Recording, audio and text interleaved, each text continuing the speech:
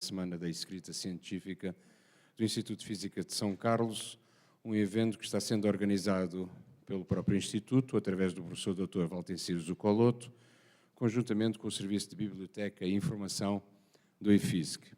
Ao longo deste dia vamos ter 2 cursos de redação científica, no período da manhã, e 2 palestras que ocorrerão no período da tarde. Recordo que os participantes inscritos deverão assinar a lista de presenças e acrescentar o número que está impresso na pasta individual de cada participante. Aqueles que não fizeram a inscrição prévia deverão preencher os seus dados na lista de presença para posterior recebimento do certificado, que será enviado por e-mail no decurso da próxima semana. Recordo também que a forma de cadastro do nome no ato da inscrição é a mesma que aparecerá no certificado. Portanto, a lista de presenças estará circulando dentro de momentos para que todos possam assinar. Também lembro a todos os participantes que receberam as capas do IFISC, capas individuais, com o material relativo a esse evento, e é nessa pasta que tem o número, esse número que eu referia atrás. Essa numeração dá acesso ao sorteio que vai ocorrer hoje, durante esse evento, e onde serão sorteados, entre o outro material, DVDs do curso de escrita científica assinado pelo professor Valtencir Zucoloto e ainda um tablet que será sorteado também no final da tarde. Informo que este evento está sendo transmitido pela IPTV, por isso também um bom dia a quem nos assiste pelo canal. O intervalo para o coffee break será por volta das 10 horas, para depois darmos sequência à segunda parte do curso. Vamos então iniciar estes trabalhos com a apresentação dessa primeira parte do curso de redação científica, e é conhecido por muitos de nós, não só por suas pesquisas em nanomedicina e nanotoxicologia, mas também pelo tema que nos traz aqui hoje. O nosso primeiro preletor é membro afiliado da Academia Brasileira de Ciências, professor associado do Instituto de Física de São Carlos, onde coordena o grupo de nanomedicina e nanotoxicologia e presidente da Comissão de Cultura e Extensão do próprio Instituto de Física de São Carlos. Desenvolveu e ministra minicursos sobre escrita científica e como produzir artigos científicos de alto impacto em várias universidades do Brasil e no exterior. Desenvolveu o curso online intitulado Processamento de Artigos Científicos de Alto Impacto, que conta com cerca de 200.000 participações. É editor associado da revista Journal of Biomedical Nanotechnology, factor de impacto 7.578, e é editor da série de livros Nanomedicine and Nanotechnology da Springer. Meus caros amigos, com vocês o professor Dr. Valtencir Zucoloto. Pessoal, muito bom dia a todos. Antes da gente começar, em alguns segundos, só quero fazer um agradecimento rápido à nossa diretoria, às comissões aqui do IFISC, né, de pesquisa, especialmente a comissão de pós-graduação, que é presidida pelo professor Otávio Timan, que nos deu um grande suporte, um grande apoio para esse evento. A nossa biblioteca e sua equipe fantástica, a nossa também fantástica equipe de comunicação do Rui, liderada aí pelo Rui. Mas agradecer principalmente a vocês que encontraram tempo na agenda para estar aqui conosco. Então, muito obrigado, viu, pela presença de todos. Nós vamos ter hoje, essa é a 5ª edição da Semana da Escrita Científica. Muitos de vocês já conhecem, vários rostos aqui já são conhecidos, outros nem tanto, os que estão vindo pela primeira vez. Sejam muito bem-vindos, espero que vocês participem conosco mais vezes. O formato da Semana da Escrita Científica, tem mais gente chegando lá, é sempre um curso de escrita científica, que é mais ou menos um lastro, e palestras temáticas. O tema desse ano é a internacionalização dos periódicos brasileiros, né? E é uma coisa que, obviamente, a Luciana, da Springer, estava até comentando ontem, talvez seja de mais interesse para editores ou professores, né? Mas quanto mais cedo a gente começa, melhor. Então, quanto mais cedo vocês tomarem contato com esse processo das revistas, mais traquejo vocês têm com as revistas que um dia vocês vão submeter seus artigos. Então, vamos lá. nós temos tempo, o nosso tempo não é tão complicado. Está certo o nosso relógio ali, Henrique? Já acertou, né? Então, beleza. De maneira que a gente pode ir conversando, não deixem dúvida só para o final. Isso ajuda muito aqui na nossa conversa, na dinâmica dessa nossa conversa, certo? A gente termina aqui por volta das 10, tá bom? E logo depois vem o coffee break e uma outra palestra do nosso querido amigo Gilson Volpato, que muitos de vocês já devem conhecer também, que já esteve conosco aqui também várias vezes. Bom, nós temos tempo, então eu estou tranquilo, espero que vocês também, espero que vocês me perguntem. Principalmente porque esse é o título, Como ter meu artigo negado. Com um título desse, nós temos muito tempo realmente, porque a palestra tem que ser muito curta, certo? Não tem o que fazer. A próxima slide só pode aparecer fim, né? Ou agradecimentos. Ou é pegadinha, né? Porque não existe pesquisador no mundo, aliás, existe um, né? Mas, tirando esse, não existe pesquisador no mundo que nunca tenha seu artigo negado, que nunca tenha tido um artigo negado, e não existe receita para não ter artigo negado. Só existe um pesquisador que nunca teve artigo negado. Quem é? Quem nunca submeteu um artigo, certo? Então, esse título não pode. Como não ter meu artigo negado? Bom, nossa palestra fica um pouco maior, a expectativa aumenta um pouco. Mas isso não seria uma palestra, seria uma mágica. E a gente não faz mágica aqui, embora todo mundo goste muito de mágica. Não tem receita para não ter seu artigo negado, certo? Talvez se você seja um prêmio Nobel, amigo dos editores das revistas, sempre manda para aquela, talvez você tenha uma receita para não ter seu artigo negado.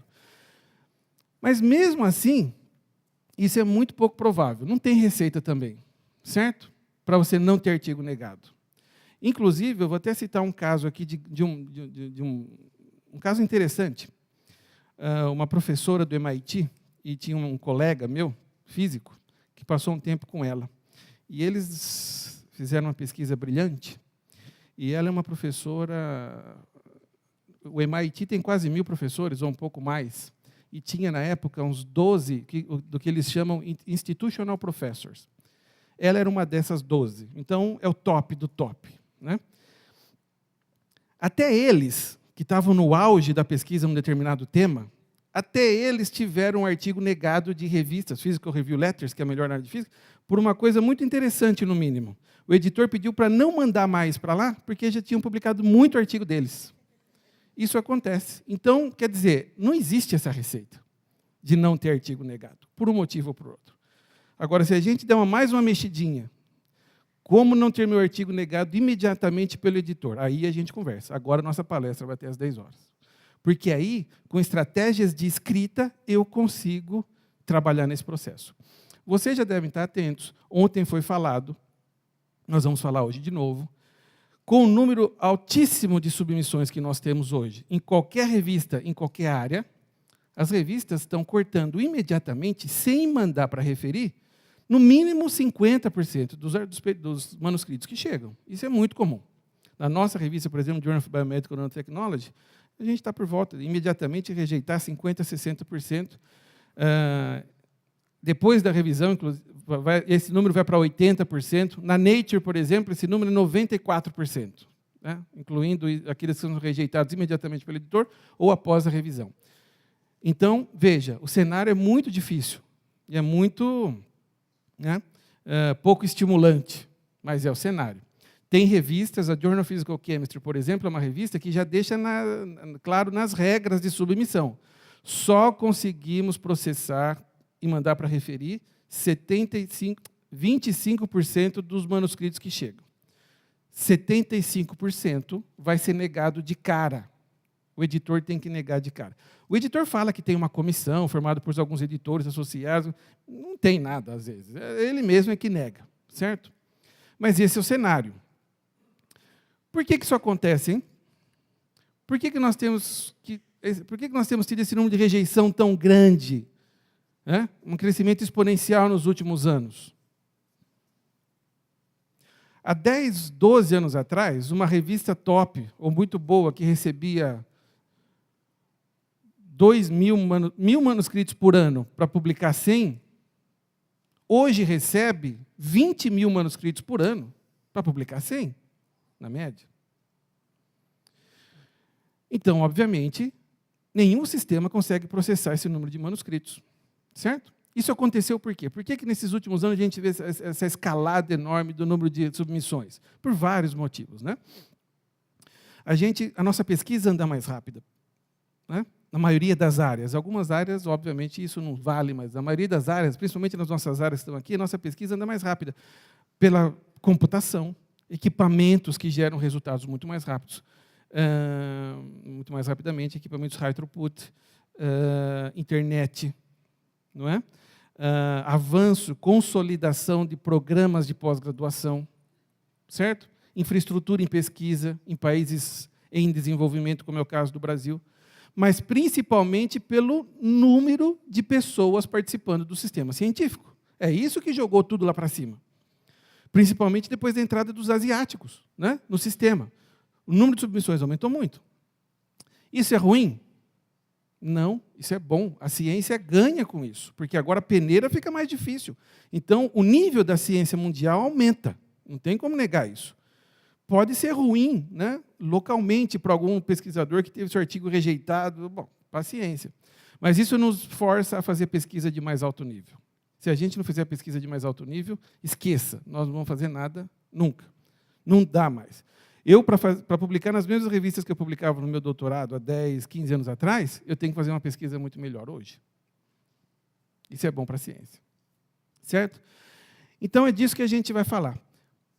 Como será que a gente consegue, com um pouco de traquejo em escrita científica, dificultar ao máximo o trabalho do editor científico? Tentar evitar ao máximo que ele negue de cara meu artigo. Essa é uma parte pequena do curso que eu ministro, né? Esse que está em 8 módulos, mas, obviamente, pelo nosso tempo hoje, eu prefiro concentrar nisso, né? E depois, quem tiver interesse, por favor, dê uma olhada no nosso site. Lá tem um curso completo, em 3 partes. É uma parte grande de estrutura, uma parte grande de linguagem e uma parte de editoração também, que é mais ou menos o que a gente vai ver hoje. O que acontece com o seu manuscrito depois que ele sai da sua mão. Hoje a gente focaliza só nisso, certo? Por causa do tempo. Mas isso está tudo disponível nos DVDs e no curso online. Muito bem. Muita gente daqui já fez alguma parte desse curso, né? E eu gosto sempre de começar com 3 perguntas. Isso ajuda a nos nivelar aqui. Mas só deixa eu me localizar, deixa eu conhecer vocês aqui. Quem daqui é da pós-graduação? Quem faz doutorado? Pós-doc? Mestrado? Tem professores aqui? Oh, que maravilha. Quem já submeteu um artigo? Quem já publicou um artigo científico? Aqui. Muito bem. Quem está escrevendo um artigo nesse momento? Que maravilha, hein? Bom, deixa eu ver. De novo, quem está escrevendo um artigo? Sei lá, 40 pessoas, só 25% vai ter seu artigo aceito para processar. Então, já vai ter aqui umas 32 pessoas decepcionadas em breve. Bom, esse é o mundo. Essa audiência é muito boa para a gente. Primeira pergunta que eu gosto de fazer é por que a gente publica artigo científico? Por que artigo científico está na vida do pesquisador? Não dá só para ter seu laboratório, seu grupo, seus alunos, dissertações, teses e tocar a vida. O salário do pesquisador muda se ele publica 2 artigos nesse ano, ou se ele publica 5, ou se ele publica 10? A princípio, não. Certo? Por que o pesquisador tem que passar por essa etapa chata, trabalhosa, decepcionante de processar artigo científico e submeter? O que cientistas fazem, hein? Cientista faz o quê? Cientista faz ciência. Faz política? Muitos fazem, né? Podia fazer menos e mais ciência. Faz arte? Também muitos fazem.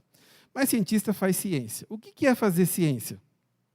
Sem entrar naquelas bases de filosofia, de ciências e tudo mais, né? O que é fazer ciência para vocês? O que significa isso? Nas nossas áreas, principalmente.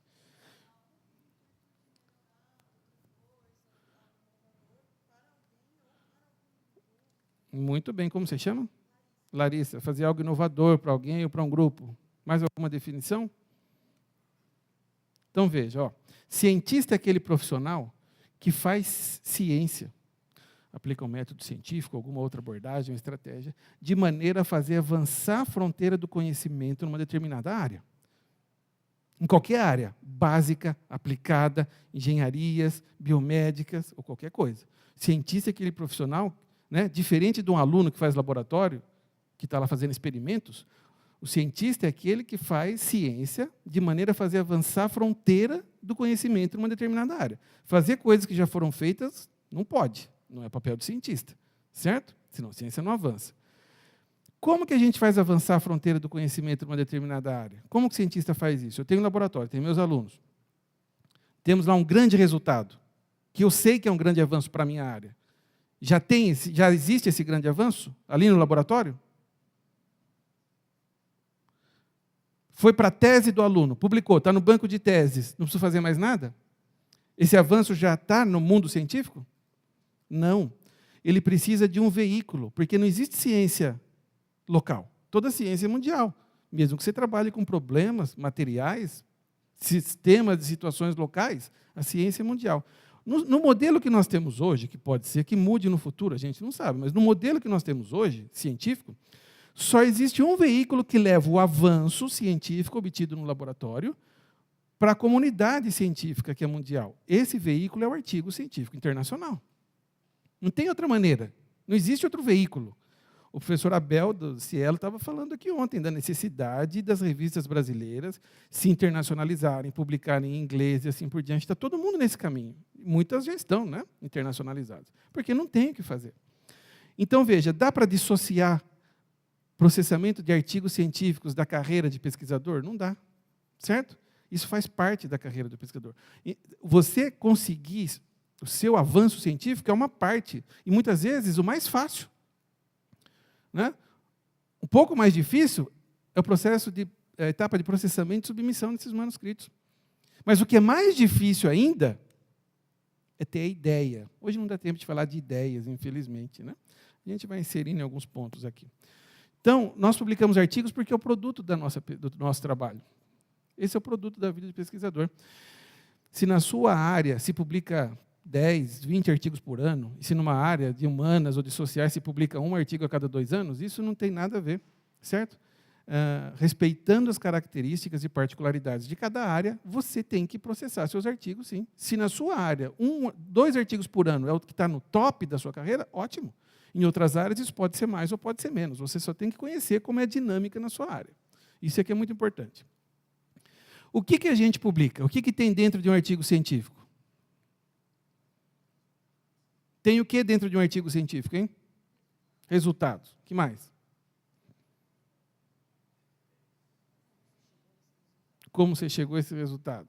Bom, no âmago da história toda tem isso daqui, ó, ideia. Tudo surge de uma ideia. Algumas áreas chamam de pergunta, né? Que pergunta é essa que te motivou? Que pergunta você está respondendo? E assim por diante. Veja, não sei se vocês já pararam para pensar, todo grande artigo, o artigo que descreveu a teoria da relatividade, o artigo que descreveu a dupla hélice do DNA, do Watson e Crick, todos esses artigos nasceram de onde? De uma ideia, não foi? Ideias nascem aonde? Onde nasce ideia? Nasce em equipamento? Nasce em infraestruturas fantásticas de laboratório? Nasce no LHC, lá na Europa? Ideia nasce onde? Na cabeça. Então, para você ser um grande pesquisador, se você quiser, você só precisa ter a capacidade, não vou dizer que precisa só ter cabeça, porque todo mundo aqui tem, né? Você só precisa ter a capacidade de ter boas ideias. E essa é a parte mais difícil da história toda. O resto tudo é fichinha. O resto tudo a gente dá um jeito. A capacidade de ter boas ideias na sua área de pesquisa é o que faz a diferença de um grande pesquisador e de quem não deveria ser pesquisador, deveria ser algum outro profissional. Vocês, nessa fase de vocês, não podem se encontrar com a tal da zona de conforto. É o pior inimigo para vocês, ou para qualquer etapa da vida de um pesquisador. A zona de conforto. Se você perder a capacidade de ter boas ideias, é um problema seríssimo. Você não faz mais nada. Certo? Mas ter boa ideia não é do dia para a noite também. Isso vem com treinamento. Não é fácil, mas com treinamento você consegue. Por exemplo, todo mundo aqui conhece bem a sua área de pesquisa? Todo mundo sabe o que significa a expressão estado da arte? O que é estado da arte para vocês? Hein, Larissa?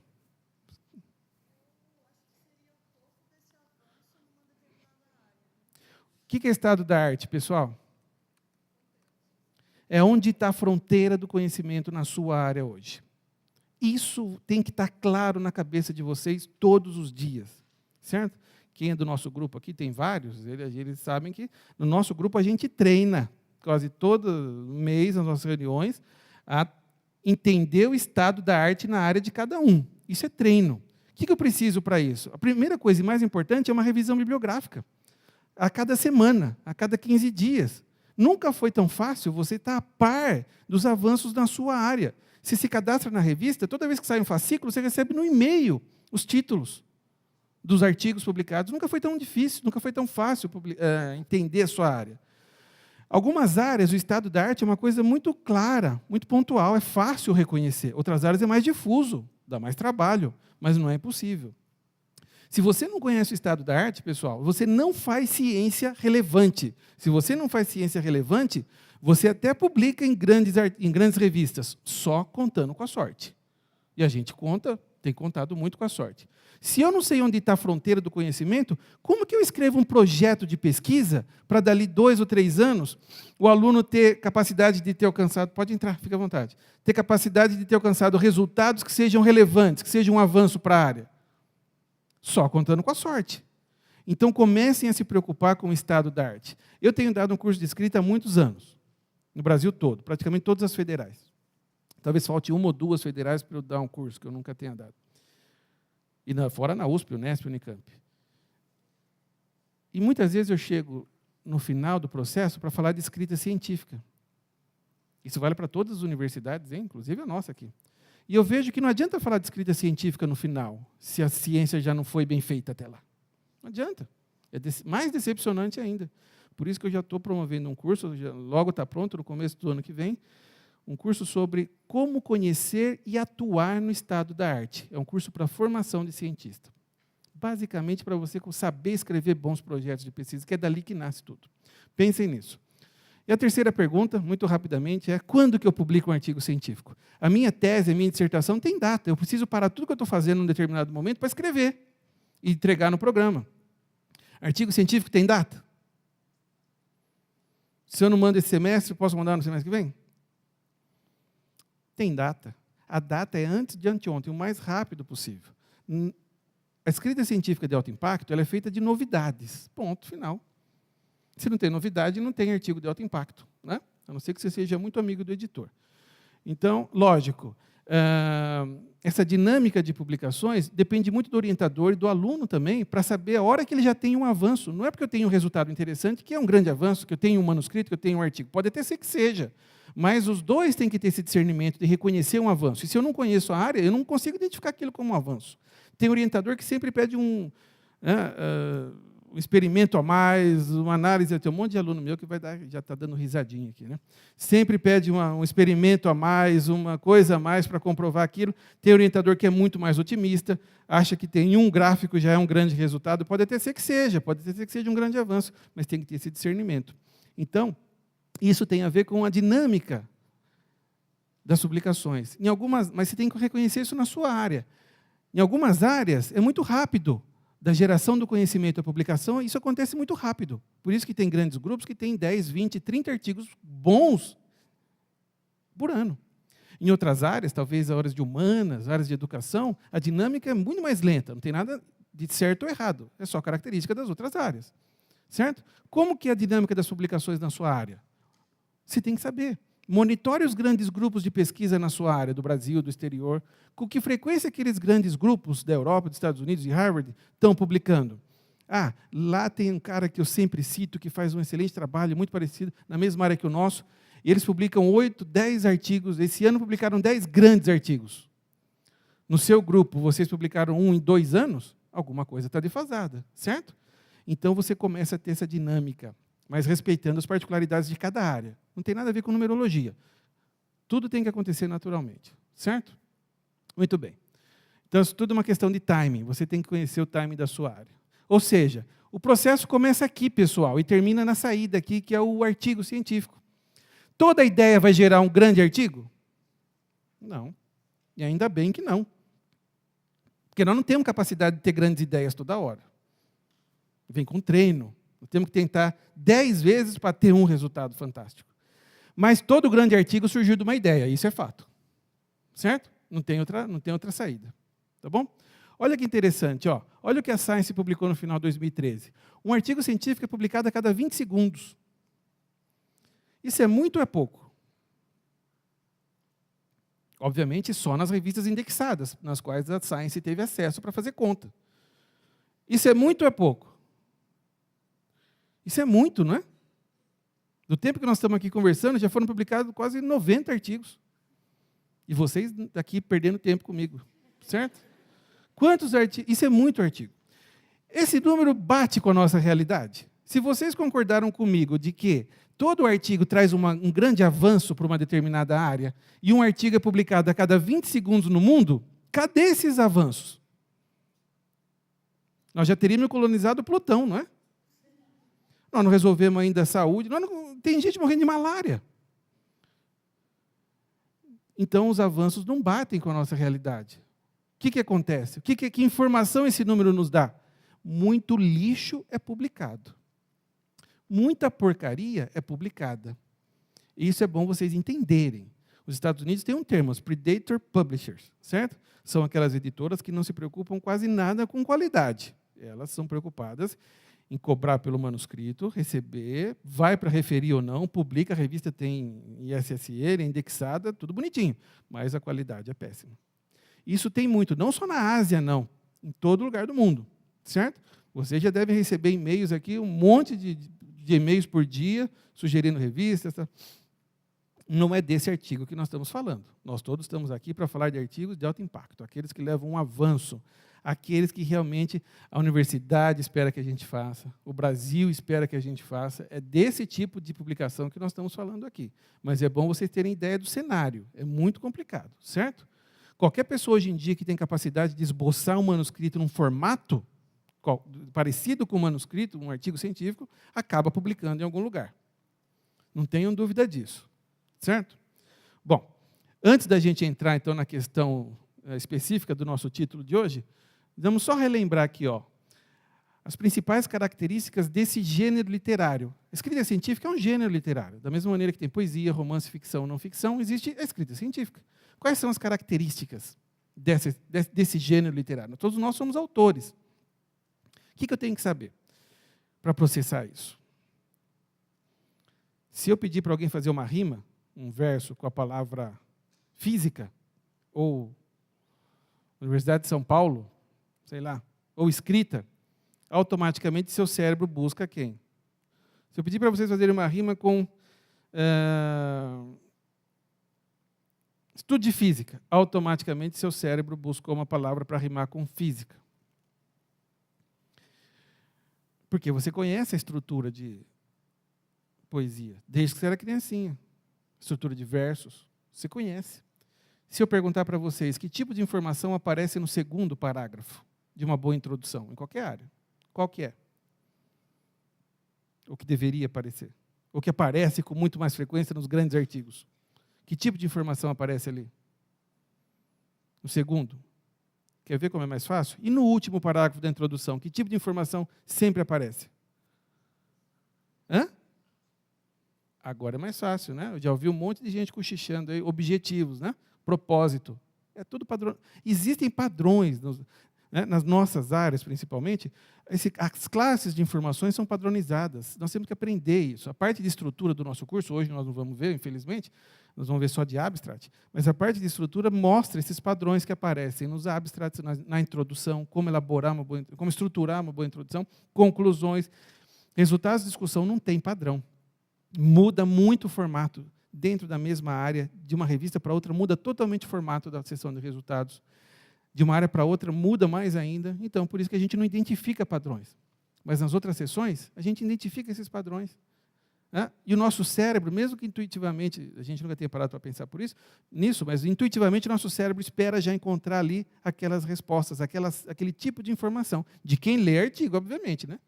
Quem lê artigo regularmente, e não é cientista quem não lê